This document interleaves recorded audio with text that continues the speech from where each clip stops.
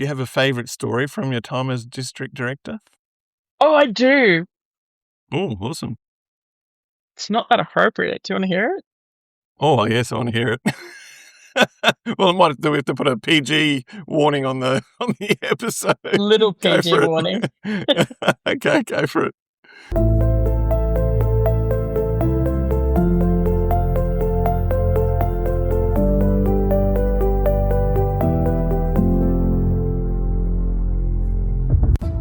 Hi, my name's Brendan O'Sullivan, a Toastmaster from Brisbane, Australia. Welcome to my Toastmasters World Tour podcast. Please join me as I travel virtually around the world and chat to Toastmasters from different countries and all walks of life. Let's explore.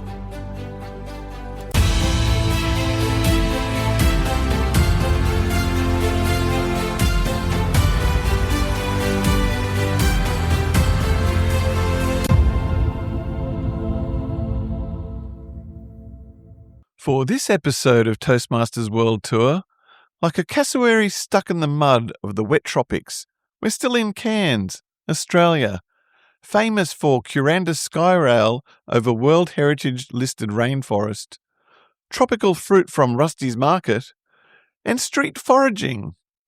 Listen in to hear the conclusion of the same chat started in the last episode, the importance of relationships, and to hear Nicky's favourite story from her time as District Director.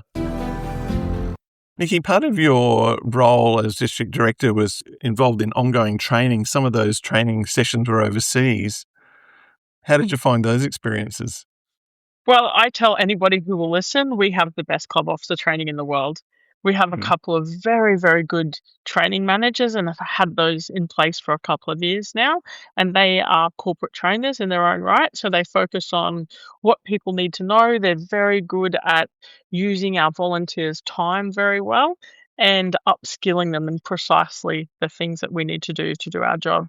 So I feel like our training's fantastic. We were also involved in the beta testing of a whole new club officer training program that was put together by a bunch of past international directors.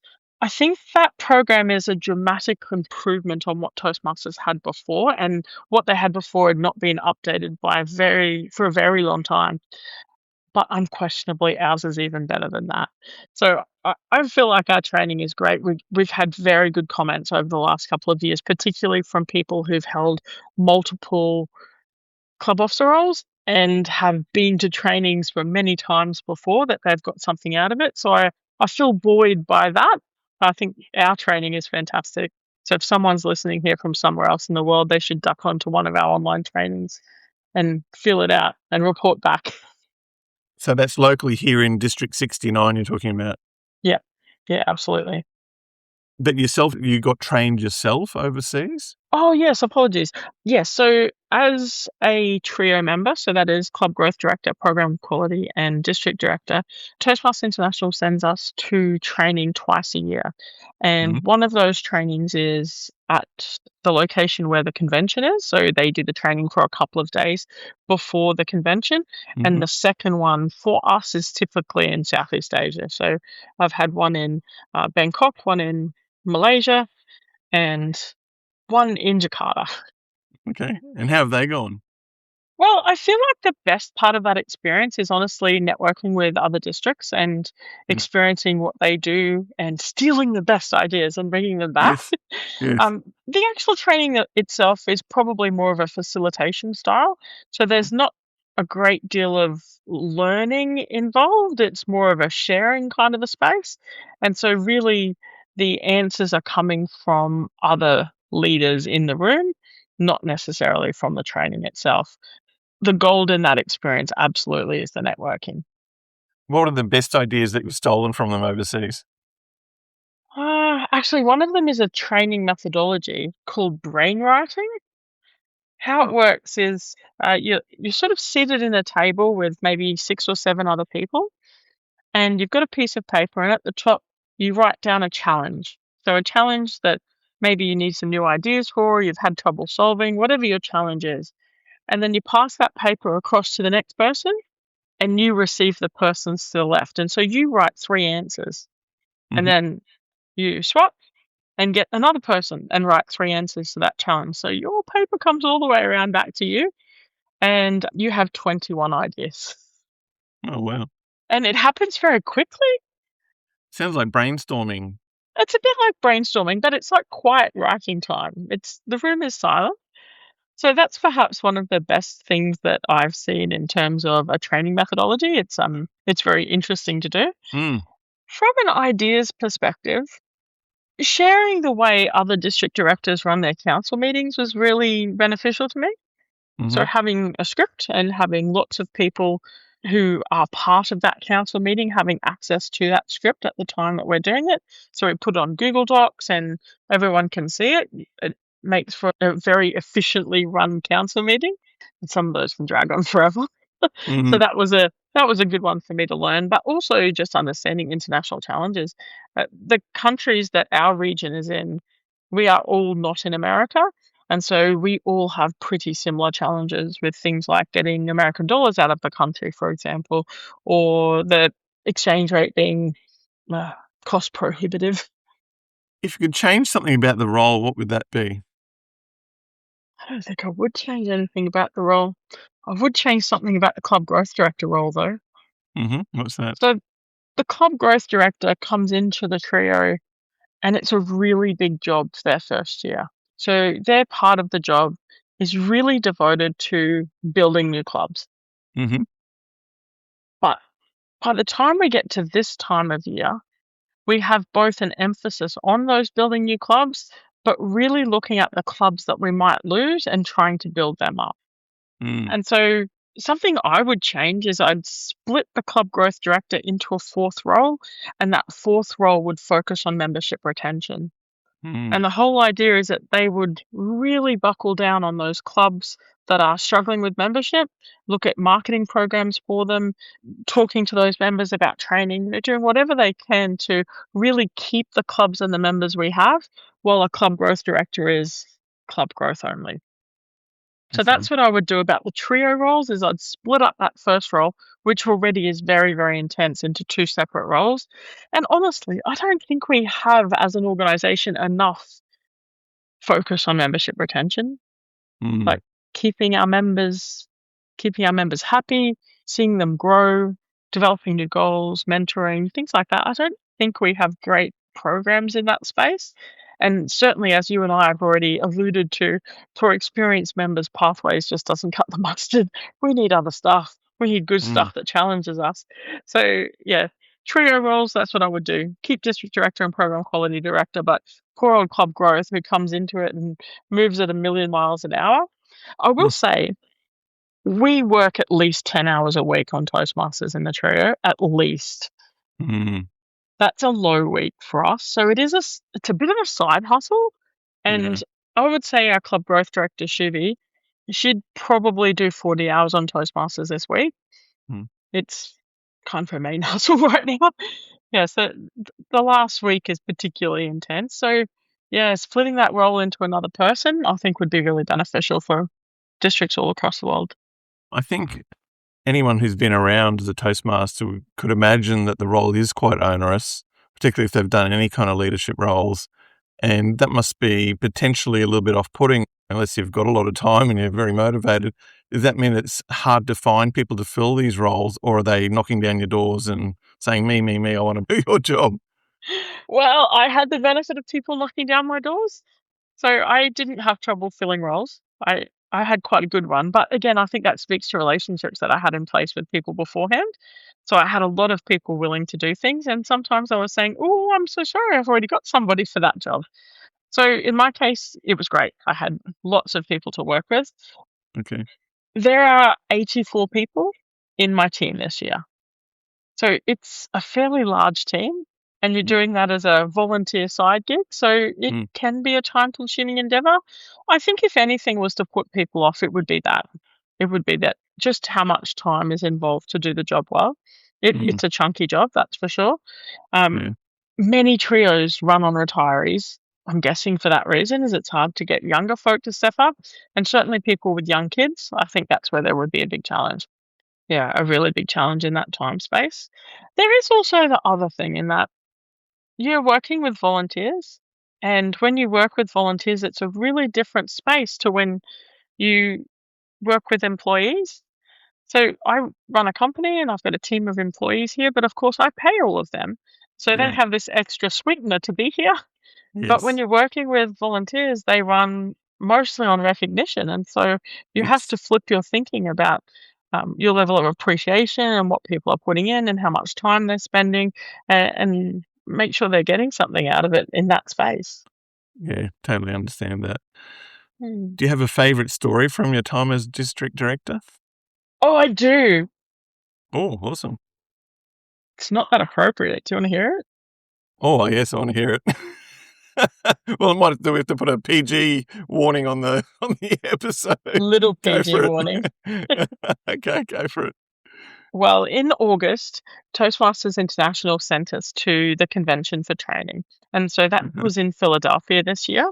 uh-huh. And do you know what Philadelphia is really famous for? Like Brotherly love, isn't it? brotherly love. Yeah. And do you know any movies that have been in Philadelphia?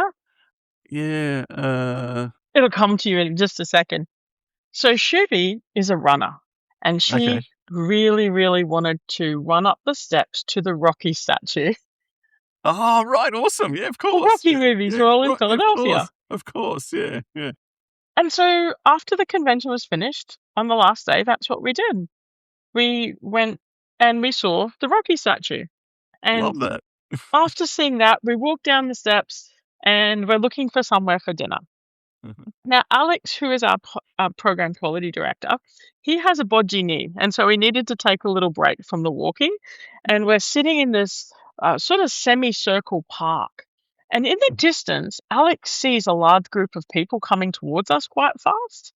mhm, And the Australian government tells us, you know what, you should not get in a protest while you're overseas. mhm, Avoid protests at all costs.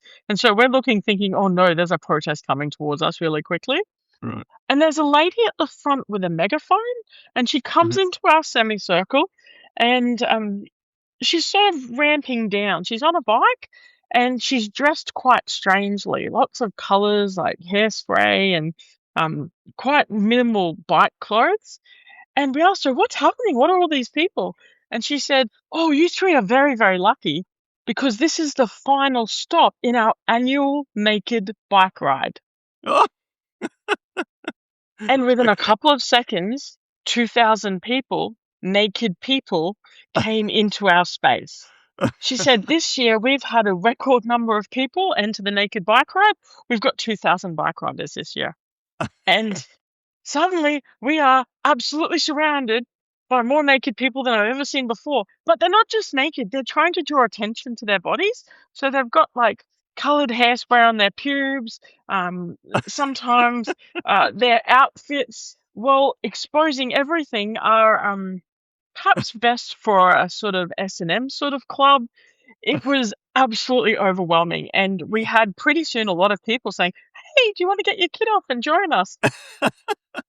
So that was very overwhelming, but also a very interesting experience. Definitely my favorite memory of the year. well, you've left a bit out of that story. I took some photos to prove that we were there. No, you left out what was your response when they asked you to join them? Well, we said no. And Okay. mainly we said, we don't know each other well enough. This is the beginning of our year and we're not ready to be naked with each other yet. But But you're ready also, now. no, maybe we're not ready now, actually. That was the implication. Early in the year, maybe not, but, end of the year, maybe. You know, if we had a bottle of champagne and a spa, we probably would get naked in a spa together. I reckon that's Okay. doable. All And if right. Shibby and Alex are listening to this, please text me and tell me if you approve. It was really overwhelming. Luckily, a man it was his first bike ride and he had some clothes on. He parked next to us and we were able to have a conversation with him and keep our eye contact on him so that, yeah, there was a lot of wobbly bits there that day, Brendan. So will you be going to Vancouver this year for the international convention? I think so. I've registered. Yeah, I haven't booked my flights yet, but I think so. I'd really like to go to Vancouver. Yeah.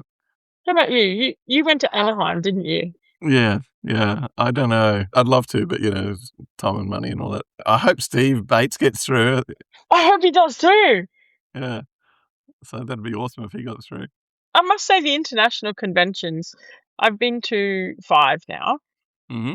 The one that you went to, Anaheim, was perhaps the most peculiar in that Mm-hmm. it seemed to be quite focused on making us better Toastmasters, whereas most of the conventions have good outside influence to help us be better speakers.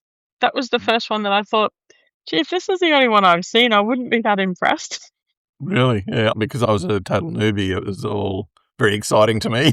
And I was meeting all sorts of people, and I thought it Yeah, was fabulous. But, that's what happens when you get seasoned. You get more critical because you've this is true.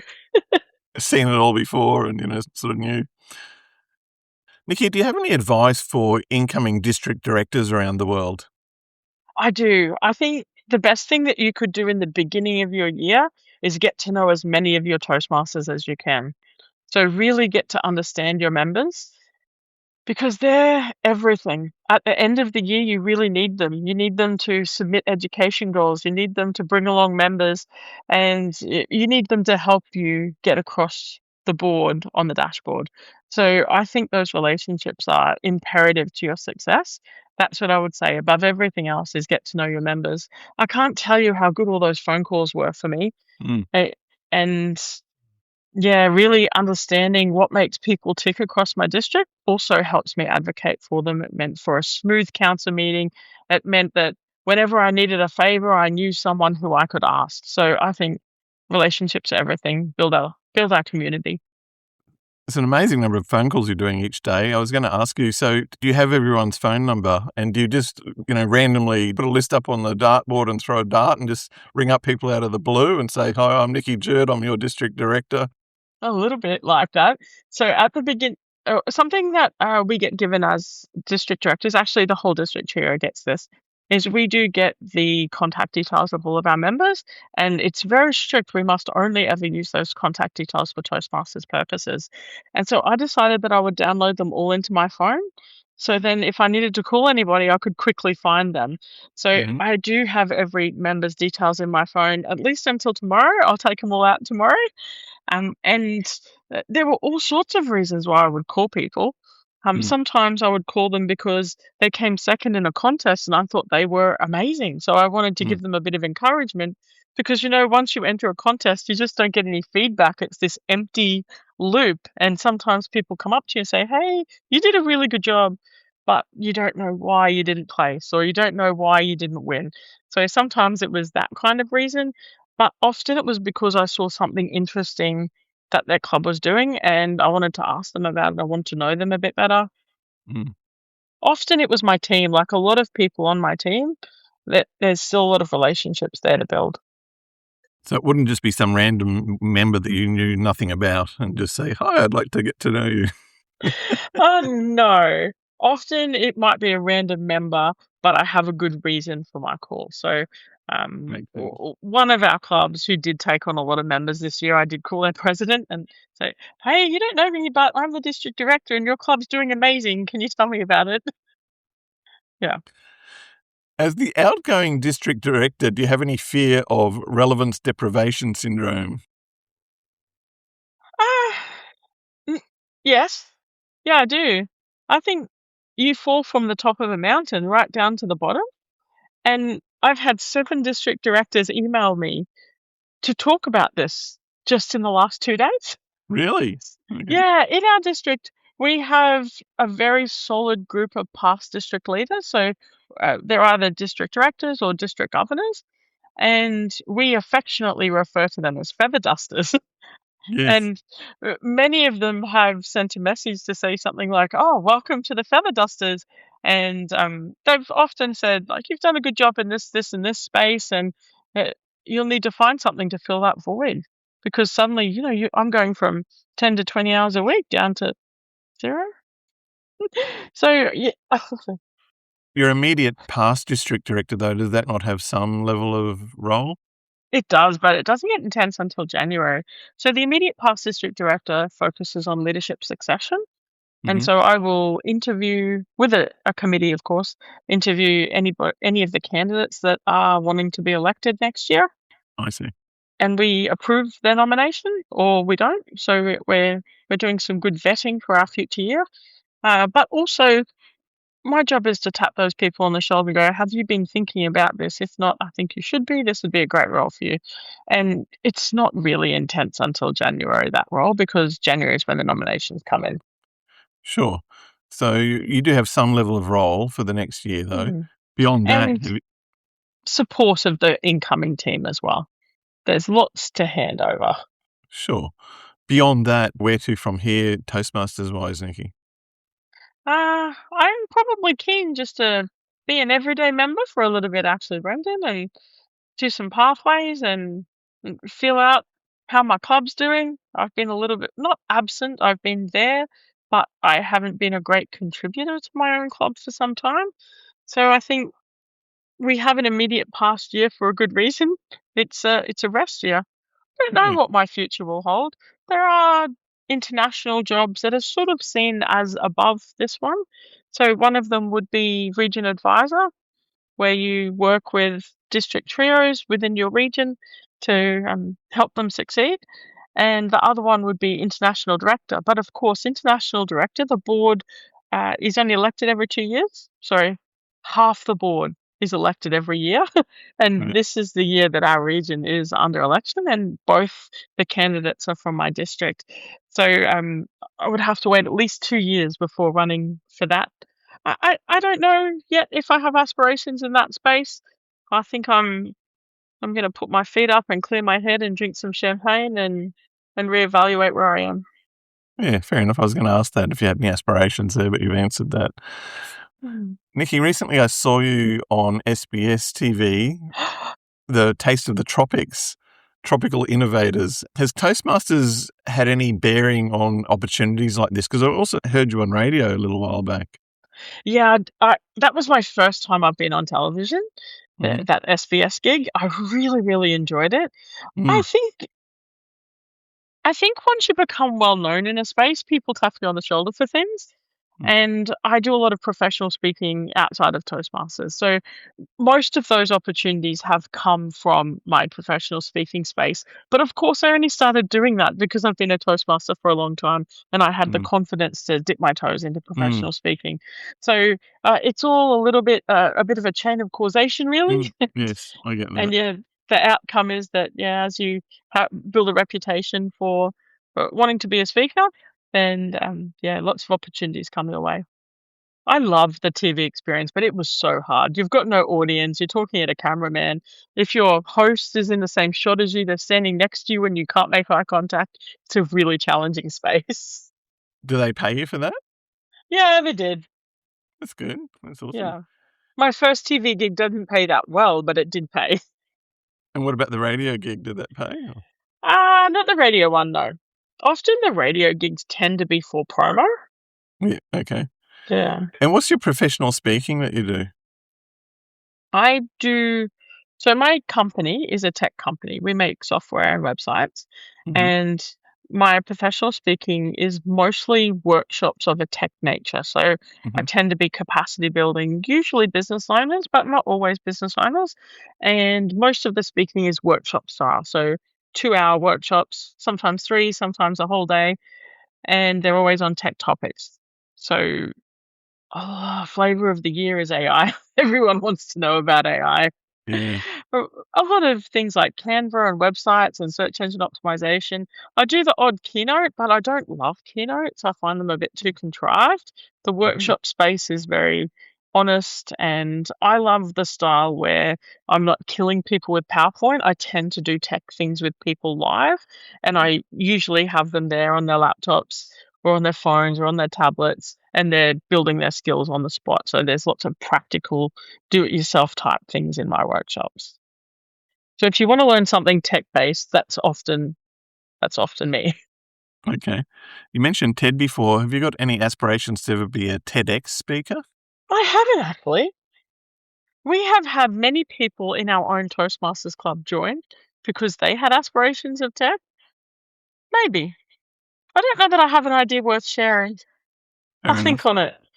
Yeah, I think that's the key, isn't it? Yeah. It's not just a matter of getting up there and speaking for the sake of speaking. You need to have an idea worth sharing. You're a professional speaker. Toastmasters has an accredited speaker program. Have you had any aspirations to do that? Yeah, I put in my application this year and I was rejected because I was 3 hours late. Is I that thought I right? might do it at Vancouver. Yes. I might give it another crack next year, although Paris is probably going to be a really popular one to do. Maybe I'll wait a year and see what happens after that. So what's the process there? Is it only once a year they take applications, is it? Yeah, so the process is that your application lists, I think, 25 speaking gigs on it and how many people you've spoken for and what's the audience size.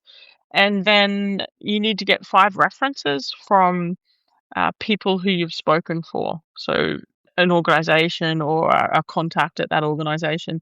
So they'll put together a bit of an evaluation, a written evaluation, and that goes off to Toastmasters International. And you also need to have a video of you speaking. Uh-huh. And so all of those things go in your application. And then I think there's a level 1 judging. So what you've sent through is judged. And then based on that, you go to level 2 where you present at the convention. And there's judges in the room. And the speech criteria is very similar to the international speech contest style criteria. So yeah, 2 levels of judging, and you're judged live and you're judged on your video as well. I'll have another crack at it next year, I think. Or maybe the year after. We'll see. We'll see how much. I've been to Paris before and I didn't like it, so maybe another place. Okay. Is there a limit on numbers for that?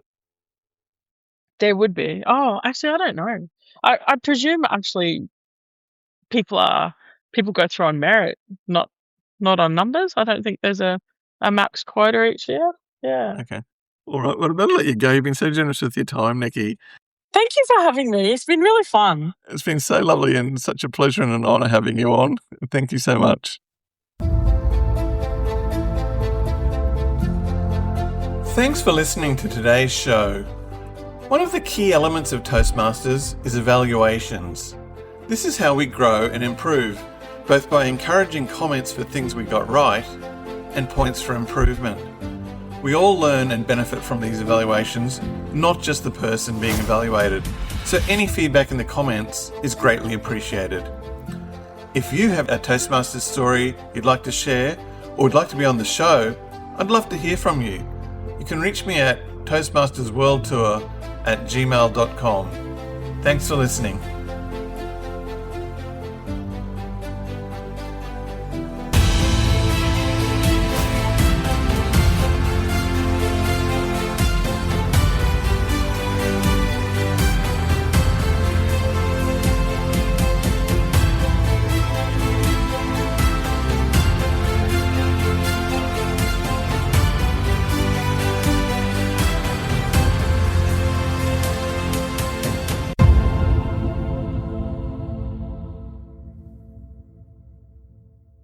At the start of each podcast, my audio intro, I usually say 3 things that the location that you're coming from is famous for.